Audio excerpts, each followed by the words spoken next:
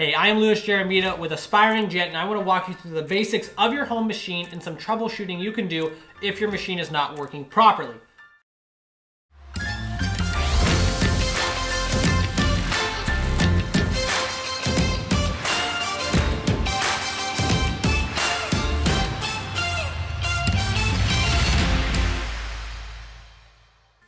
So first off, let's talk about the different parts.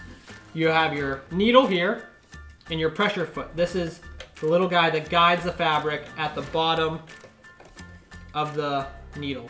This guy that's moving right here. You have your different dials. Now this looks different on different machines. Not all of them are the same. This is just the Genome 22222 model, and they all do different things. This is your selector knob, which depending on which model you have, will allow you to select between different stitches, whether it's a straight stitch, which means that the stitch is straight, zigzag, which allows the needle to move back and forth to finish off edges so it doesn't fray, and then a myriad of a bunch of different embroidery, decoration stitches. But again, most home machines will either be just a straight stitch and zigzag, or have more options than this one has itself. What we're going to focus on is the zigzag stitch and the straight stitch. So on this one, zigzag is C, so you would just turn that to the C mode to engage zigzag, or A for straight stitch. This is the stitch length, meaning the length of the stitches will be apart. So for the zigzag, as it moves up and down, it'll keep really wide gaps or very narrow gaps. For the straight stitch, it'll be how long each gap is. So a 4 is going to be very long, for a basting or like testing out something, see how it fits. And a 1 is going to be extremely tight, way tighter than anything you'll ever need. Usually I like to keep it between a 2 and a 3. Don't need to go above or beyond unless there's a special fabric or the project itself requires it.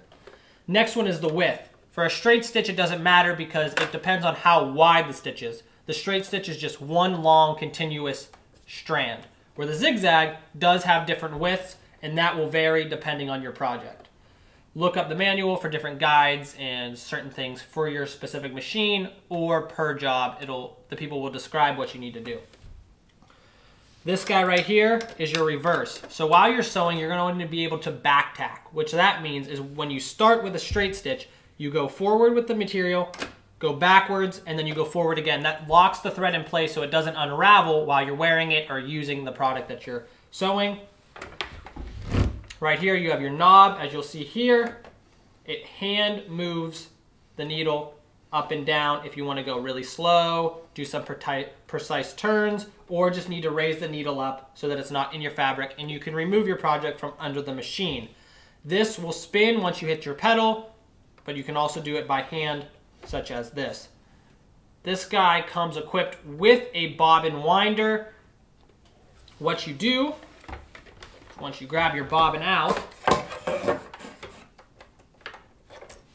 which we'll be talking about the casing later, what would happen is you would take the bobbin case, which is this plastic thing. In most cases it'll be empty already, but this one's full. You would thread it from here around this tension knob here just to keep a fluid motion. Go into the bobbin, and your manual will show you how to do it with the bobbin. On this one, you would push this guy towards the end, pull this out, and on the presser foot, which is the foot that controls the speed of the needle going, you would push it, and it wouldn't move the needle at all, and it would just wind the bobbin up until you have something that looks like this, which will go in there. So with that being said, we're going to move to threading your machine. So here is the threading process for this model, Genome 2222.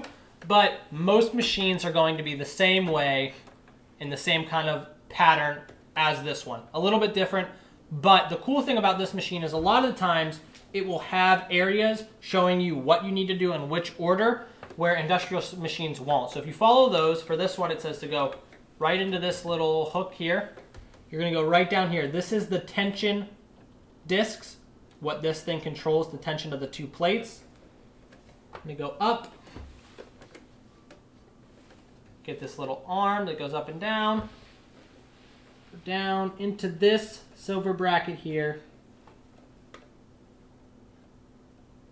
To the guide for the needle. Now I'm gonna, this guy, thread it right through the eye of the needle. If your machine comes with a needle threader attachment, good for you. Mine does, but I just never really use it. There we go. It also helps to have some tweezers for this if you have large fingers. But that's how you thread the machine on the top. So now on this machine, the bobbin, which is the thread that comes up from the bottom, is going to be located right underneath it. There's a little lever here you're going to pull out to release the bobbin casing, which holds the bobbin. Now a lot of machines have top fed bobbins where you take this bobbin and just set it on the bottom and it has access from the top. That's common, but for this model I'm going to show you how to do it on this casing. Take your little spool of bobbin, throw it in. You're going to take this thread, follow this groove up and into there. Push that away. Pop it right back in the way it came out. Shut. Actually, we're going to want to cut this excess thread off because there's too much. Shut this. And then you'll pull it up through once the needle has been threaded. So if you made it through all these steps and set your machine up as you thought was correct, but you're still having some trouble with the machine, here are some things that you can troubleshoot to see if it's the reason. One, it doesn't hurt to unthread the machine and re-go through and follow the steps again, because sometimes you can find that you missed a step or something went wrong. Another thing about threading the machine is this foot. Make sure that it's kept up, because these tension plates, when this foot goes down, they squeeze together. So when you're threading it and they're squeezed together, the thread will sit on the outside of the plates instead of going into them like it should. So make sure that you thread it with the presser foot up.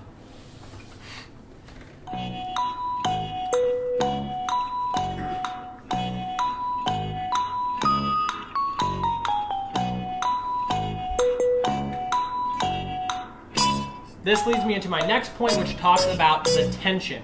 Here, you do not want to go above probably a 3, maybe a 4, depending on if you're working with like a denim, but you're not going to want to go any higher than that. That's just going to be way too much and probably is going to be pulling your thread from the wrong side.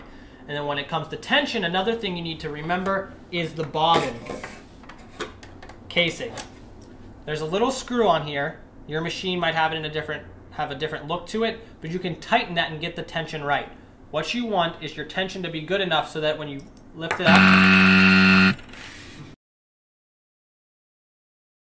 the way you want to do it is so that when you're holding it and you bounce it, the bobbin goes down kind of like a spider going down its web. If it's too tight like this and it falls out, you know your tension's too tight. And also, if you grab the string and it just falls straight, it's also too loose. So keep that in mind while you're working on the bobbin tension as well. Lastly, and this honestly should probably be the first step that you always look at, but if you had just opened your machine, then this probably might not be the case, but if it's a loaner machine or an older machine, check your needles. They're cheap, have plenty of them. For a home machine, you're going to use between a size 12 or a 14. That's just the sizing of the needles. There's nothing really scientific about it. Just know that your machine probably uses a 12 or a 14 unless your manual says otherwise.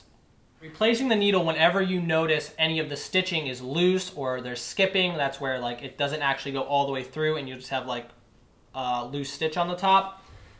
Changing this needle is not hard and it's also not expensive. Needles are cheap, it's like 10 cents a needle. So whenever you have a problem, drop this guy out and replace it. And on a needle, you're going to loosen it from here, but you'll notice on these, there's two sides. You have a side with a groove, and you have a side with a dip. Generally, you're going to have the groove facing towards the front and the dip going into the back. That just allows the machine to grab the thread from the bobbin and pull it up to the top more effectively. Also, which is nice about home machines, is they'll have a flat side or a rounded side, and on here, where you slide your needle up, there will be a perfect way for it to slide in that's not going to be easily mixed up. Slide it in, tighten your little screw, and you're done. And another thing that I would like to add, small little tip bonus for you guys. Number 5 is the type of fabric you're using. If you have a very heavy fabric and your tension is at a very low setting, it's going to be messed up. If you have a very light fabric, like a silk or something, and you have a very tight setting, one, it could ruin the silk, but also the threading would be messed up. So know the material and read the guides in your manual. If you don't have a manual because it's an old machine or you're borrowing it from somebody, you can usually look up the name of your machine and the model and find it online pretty easily on most manual websites. But other than that, after checking these things, you should be sewing straight and have your zigzag and straight stitch down. Thank you guys for watching, and as always, I will see you next time.